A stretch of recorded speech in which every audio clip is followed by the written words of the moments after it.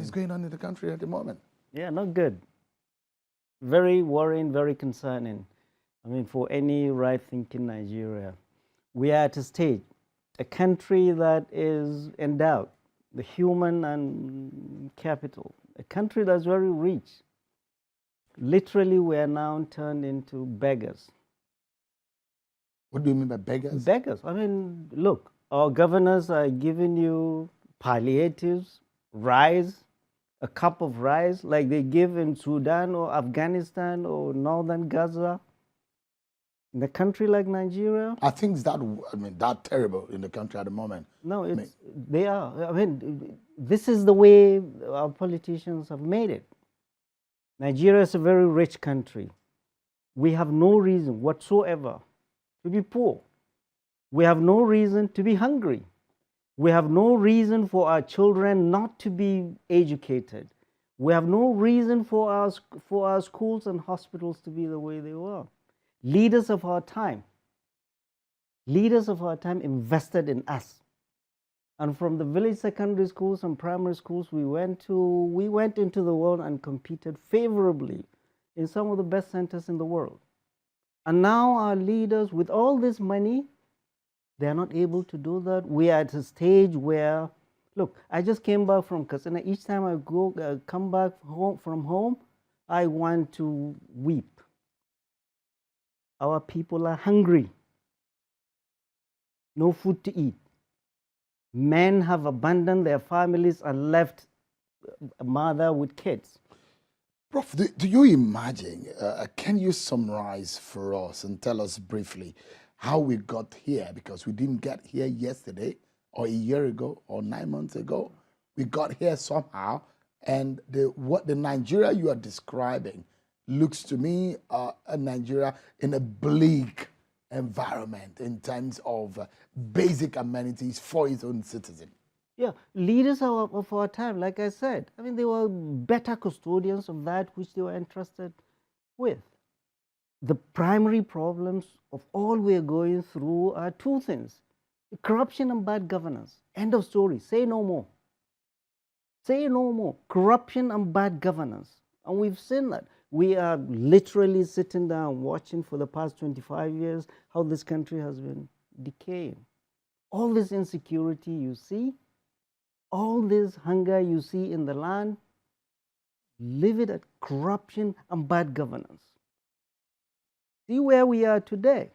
Our president, on the day he was inaugurated, without even having his team ready, without consulting anybody, without looking at the balance sheet of the country, without knowing what the problems are, just switched up and took off subsidy without having a plan to mitigate all these problems. And this is why we are seeing that. Those who said it was a perfect decision for the time. But maybe from what you're saying that he didn't look at the books, look, what should he have done differently? Look, I'm a doctor. You don't write a prescription to a patient without listening to the patient and examining the patient. And I've said it in several fora. All these things you see, what it indicated was that the president, you didn't have your team, you didn't have your ministers. Then who was advising you to do this? Do you think it was a knee-jerk approach? Knee-jerk, impulsive.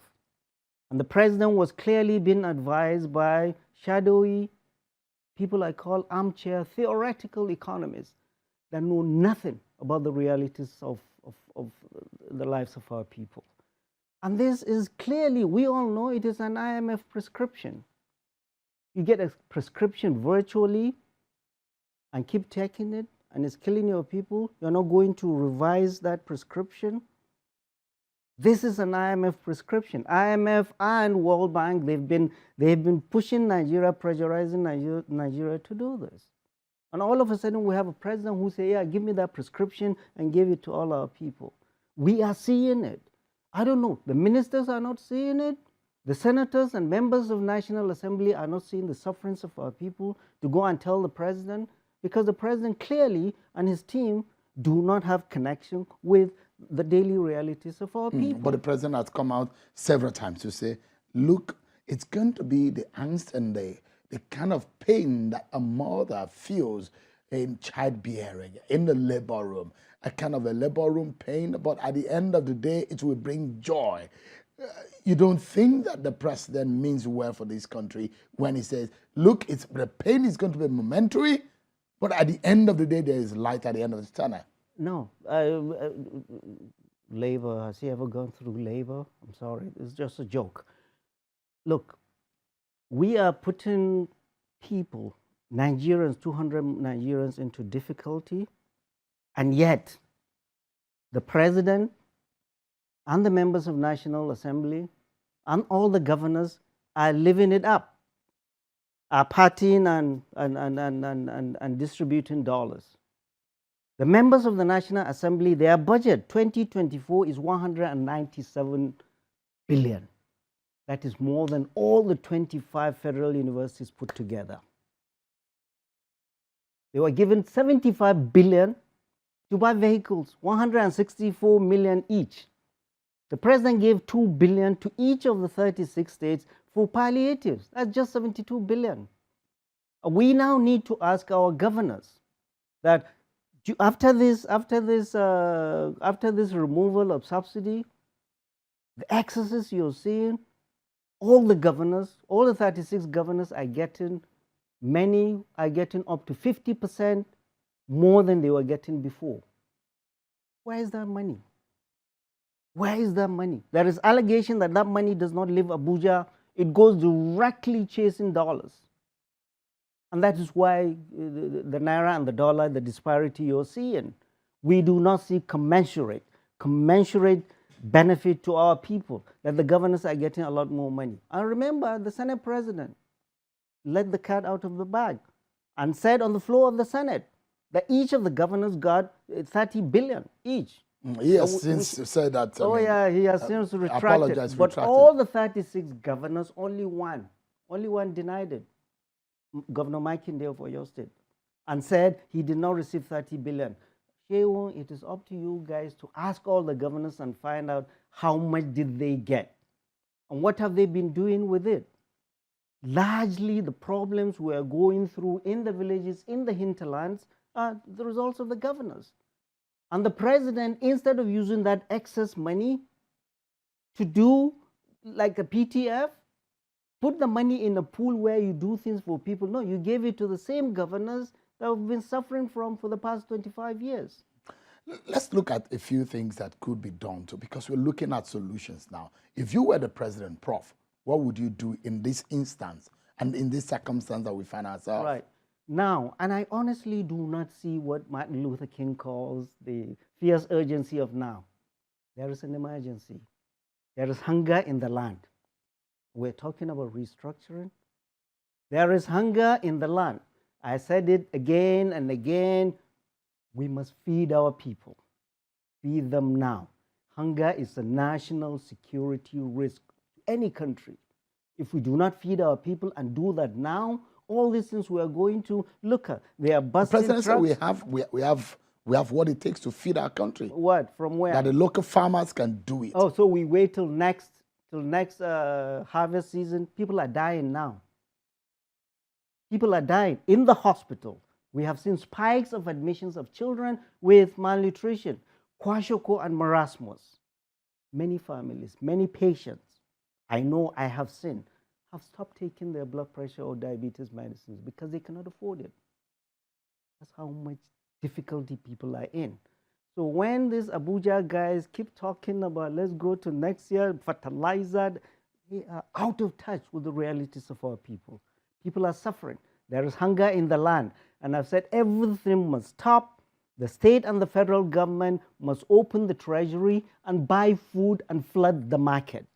That's the only way you can bring down the price. The other way is to bring down inflation. Inflation, our managers of the economy have lost control of this inflation. It's 30% now.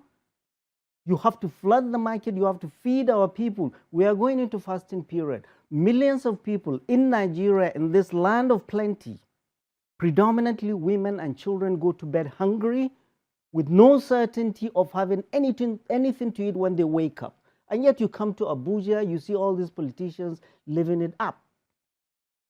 What manner of leaders do we have? You see the reaction, people looting. I mean, it's a sad story of how people react to some of this situation, and those who say perhaps it's people reacting to hunger. But I mean, I don't think criminality answers for how you react to your own pains and your sufferings.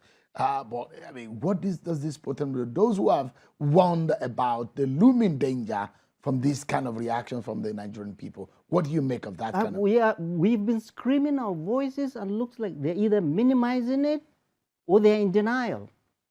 Hunger is real.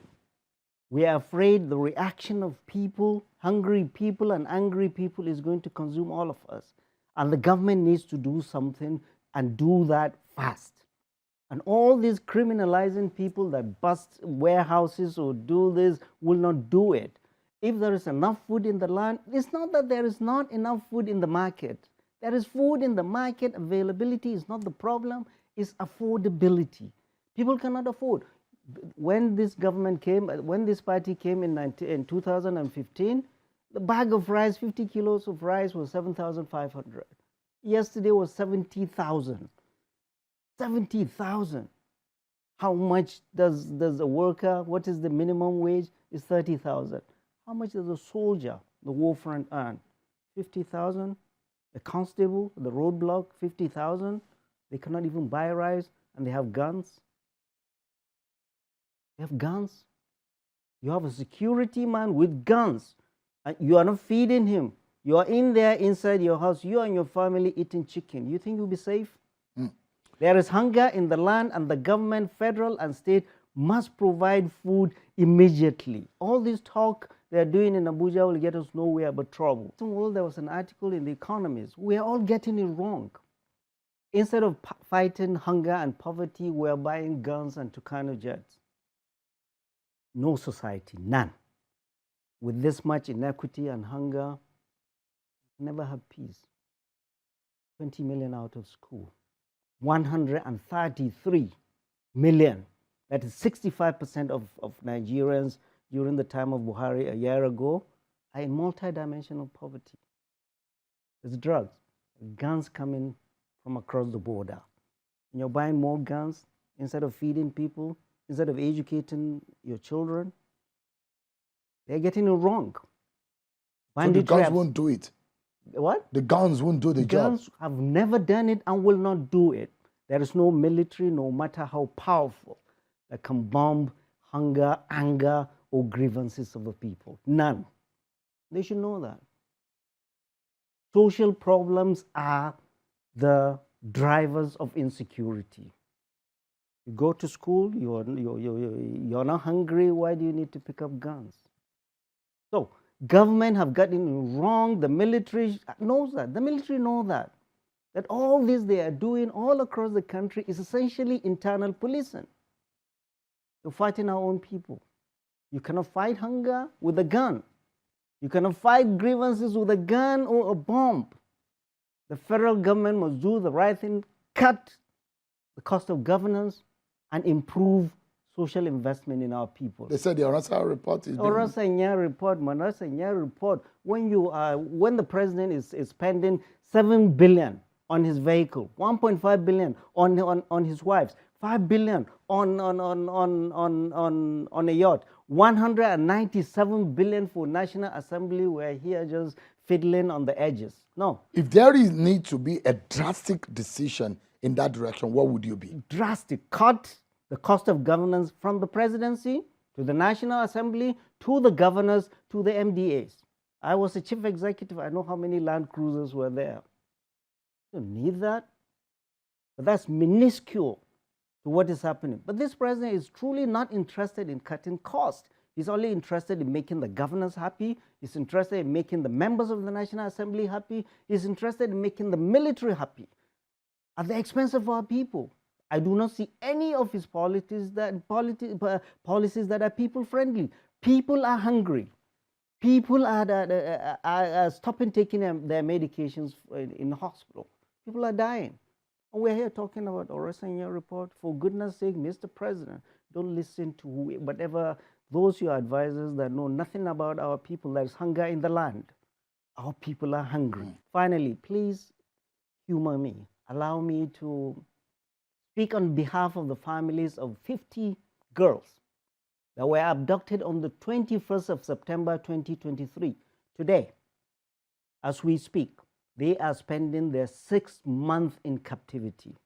There's 50 university students, federal university. Neither the state government, nor the federal minister of education, nor any of the federal security agencies are talking to the families. They are 6 months in captivity in the forest. The rain has come and gone. Harmattan has come and gone. Heating season has come and gone. Next is rain again. Because all of these children, they're all the children of the poor. Leaders must govern with the milk of human kindness. Nobody is talking about these children. They are girls, our children, 50 in the forest. Government must do whatever is possible to get our girls out to their parents to spend Ramadan at home. This is my plea to the government, and this is my plea to everybody in this country who can put pressure on this government.